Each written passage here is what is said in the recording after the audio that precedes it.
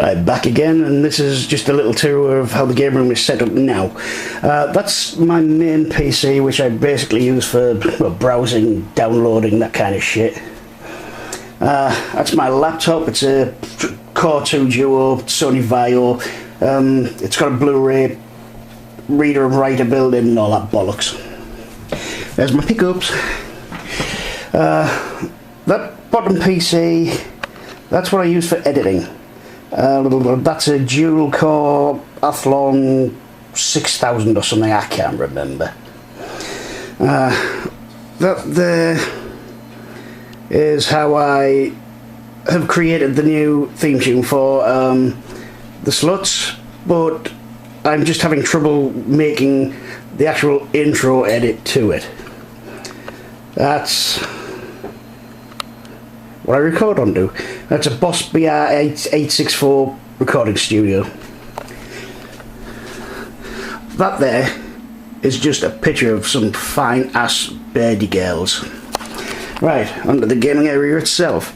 The way I've changed around it, this is not like a definite setup. This is just how I'm going to do it for the couple of, quite a few reviews I want to start doing.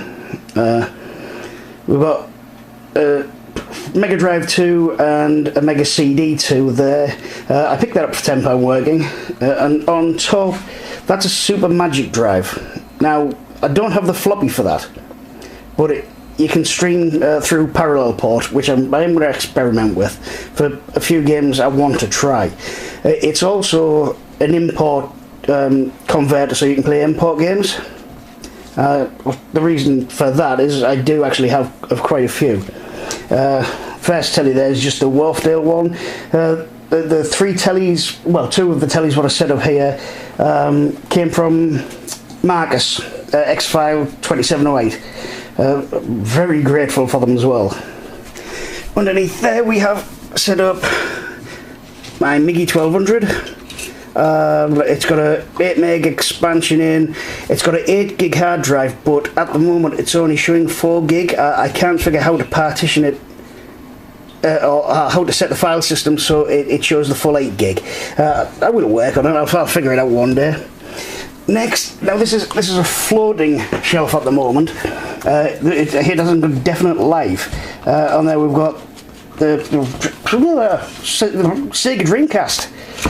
Master System 2. I wanted to put my Master System 1 out, the original bit converter bit, console base or whatever its name is, because I don't know, I just prefer it. I prefer the look of it. The only other joy about this is it's got Alex Kidd built in. We've got a NES which has been modified so it can play import cartridges as well, and it had a new set of pins added. I'd done that not too long back because it was getting nasty with a few games. There we've got SNES and a Super UFO Super Drive. Now what I use that for is if I see an expensive game in any shop, I'll test the ROM out on that to see whether I actually enjoy the game before I pay for it, go and buy it. That's just Little Ventura 17-inch LCD. It's mainly used for my security cameras, but it's also now it's going to get used for recording gameplay. When I can't take it direct, I'm going to use play the games on there just to get rid of the scan lines. Next, another telly. That's another one donated by Marcus. I've got mumble mouth. That there, it's one of them daft Wii copy things, Zone 40. Some of the games on it are fantastic though. I think one's called Kill Sword or something shit like that, but it's great fun. GameCube on the top, modified PS1 in a lovely see-through purple case. Oh shit, I haven't gone down the shelf. Next on this one we've got Amiga CD32. I've got quite a lot of multi-discs on there. and also I'm thinking about doing a review of Simon the Sorcerer. Just a good game. I've got it on Amiga disc, but I'd rather play it on there, 'cause if I remember correctly, on the Amiga disc version doesn't have speech. And we have a ColecoVision, which I think just blew the Intellivision away. I want to do a few game reviews on that. I've also got the expansion modules. I don't have the Atari 2600 one, but I've got the steering wheel and pedals, the trackball, and there's something else and I can't remember what it is. Under there we've got N64 with a Dr. V64 next to it, and a dog chewing on a bone, half a dead elephant or something. She's been working on that all night and she's dropped bits all over, so it's knocking the shit out of my feet. We've got Model 1 Sega Saturn, which has been modified so you can do the swap disc trick with it. Next to that, Atari 2600 Junior. I wanted to put my Woody out. As in Woody. I've got a Heavy 6 there. I wanted to put that out, but it was space constrained, which basically stopped me. Next is a telly I was given a free cycle. It's a Panasonic Quintrix, and it's got a full surround sound system built into it. The base of it, the stand, is a bass, like a bass bin. It's fantastic. On top of there we've got the Intellivision. No, I'm not. I don't mean to say it's a bad system when I mentioned when I said about the ColecoVision, but it is a good system. But the ColecoVision was just so much better. Underneath there, oh, Jesus. I'll have to excuse the crippled anguish I'm in. We've got a Philips CDI. It's the model number is CDI 210. Now it doesn't have the digital video card in, which I need for one of the games I've got. I've got a Mad Dog McCree with the pistol blastery gun thing. But fortunately, Bobby picked one up for 99 pence, and he said he's going to send it up, so I will be able to play it soon. Underneath that we have the original Xbox, which I've soft modded, and I've got quite a lot of emulators on there. Again, that's going to be for like game reviews. If I can't capture direct from like the original system, like the NES or something like that, I'll try and take them from like the emulation off there, or straight emulation off the PC, which I really want to try not to do. I like to try and get everything from the proper sources. As we turn around here, you see the mess this little shitbag's made, and my ugly feet.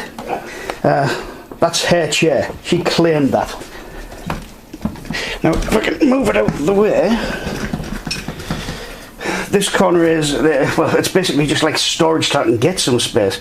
Then we've got all the retro gamer magazines, some Amstrad computer user and Amstrad action and things like that. We've got 3 Amstrad 464 monitors. The only one that works is the green screen. The first one was already dead, the second one blew as soon as it got a piece of power to it. Then we've got a boxed in poly MSX and Acorn Electron. The MSX, I can't remember the model number, but it's one of the very early ones. I only have one game for it, which is Circus Charlie, I believe, and it's sealed, so I can't play anything at the moment on that. Atari 520 STFM. It's got a PC disk drive in it instead of the original Amstrad one. There's 2 spare Xboxes, which I picked up for pennies. I think I paid £4 for the 2 of them. On top of that, we have my favourite Amstrad machine, which I can move the Electron. That's another Electron. The Amstrad CPC 464 Plus. It's the one with a built-in tape drive and the colour monitor, which works. It's also got a cartridge slot, so it's like the GX4000. The only problem I had with it was a couple of the buttons don't work, and the buttons which you actually, the small ender button, so that's needed for loading games. What I didn't realise, you could type, I think load, like the Spectrum load quote, something like that, and that loads the games. And there's a box of my new PS3.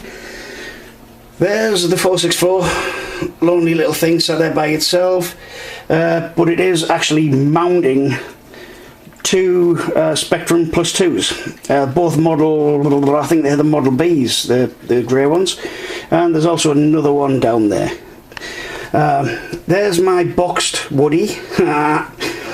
It's got all the controllers, everything in it, works perfectly, and it is in mint condition. The box is slightly tatty, but I mean, I paid £5 for that with I think it was about 8 box games.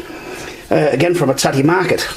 Now also behind there, which you won't be able to see, there's a Sega Saturn steering wheel, there's the Virtua Cop 2 boxed gun and game.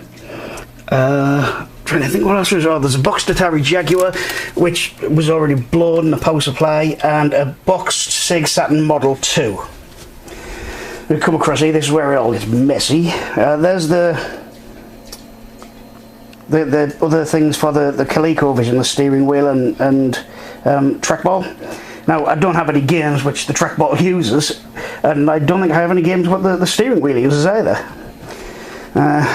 That's just my box of Amiga games. There's some classics in there. There's Frontier Elite 2, Birds of Prey, which is getting remade for PS3 and Xbox Live Arcade, if I remember correctly. Beneath the Steel Sky, Cannon Fodder, Dune 2. Now, I hated the movies, but I quite enjoyed the game. Here, this box here that's Amstrad games, and it's mixed with a couple of Electron games as well. Again, really, there's some really good titles in there. I can't think what there is now.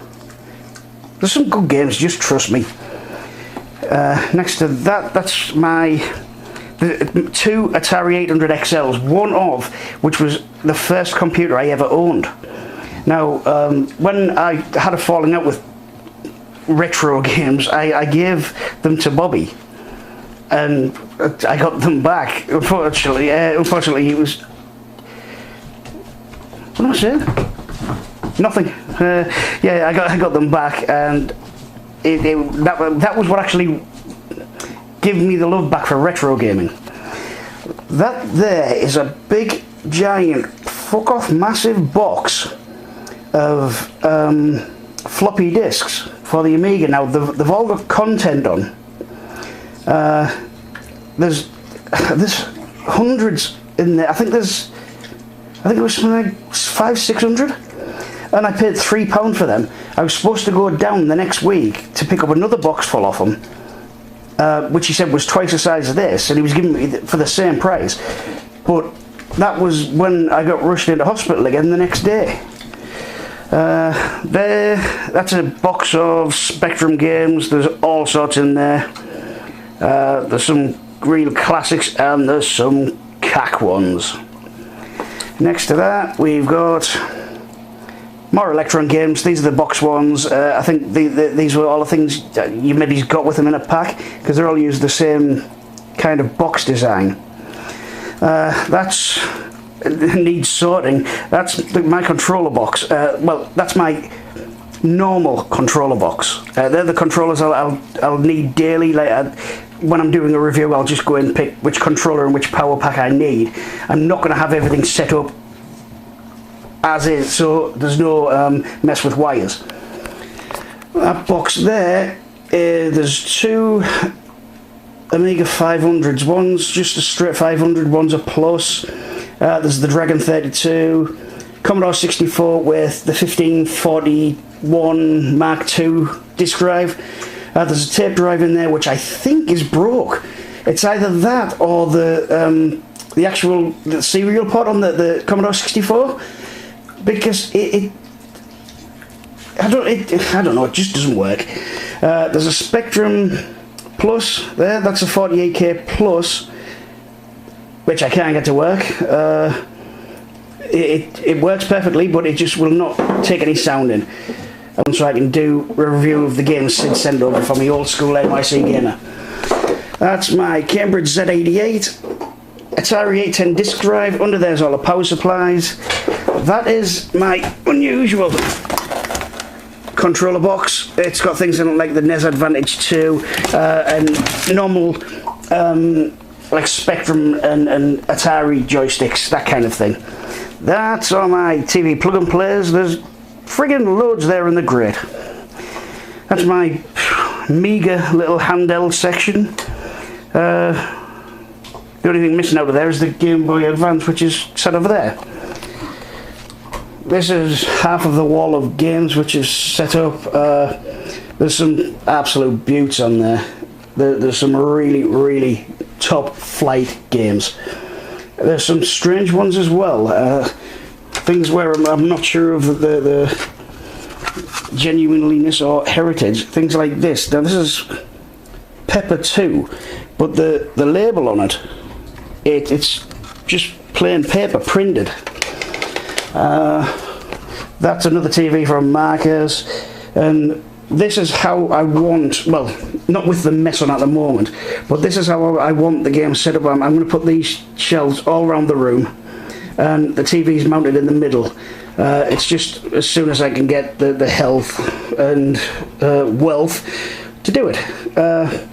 And there's two broken 360s. Surprise, a fucking prize. That's it from me, BSG7 from the Retro Sluts. I'll catch you soon with another video. Thanks for watching.